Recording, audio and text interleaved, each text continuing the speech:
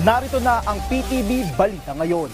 Sa naging mensahe ni Pangulong Ferdinand R. Marcos Jr. sa pagpasok ng bagong taon, binigyang diin niya na pagkakataon nito para yakapin ng mga Pilipino ang aral mula sa nakaraan para mas mapabuti pa ang sarili.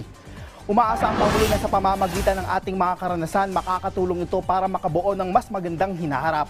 Anya gamiting inspirasyon ng mga ipinakitang katapangan, pagmamalasakit at bayanihan sa gitna ng mga kinaharap na hamon ng nagdaang taon.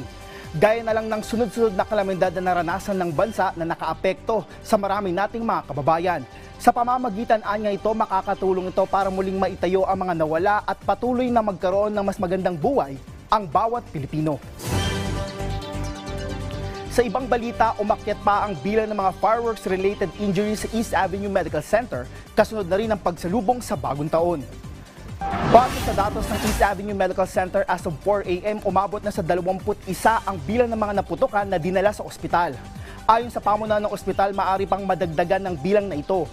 Dahil base sa kanilang karanasan, may mga dinadala pa hanggang January 2. Una nang naka-code white ang ospital para tumugon sakaling kailanganin ng karagdagang personnel.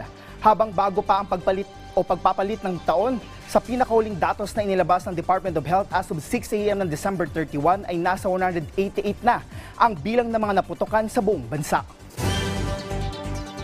At yan ang mga balita sa oras na ito. Para sa iba pang updates, i-follow at i-like kami sa aming Facebook at Twitter sa @PTVPH.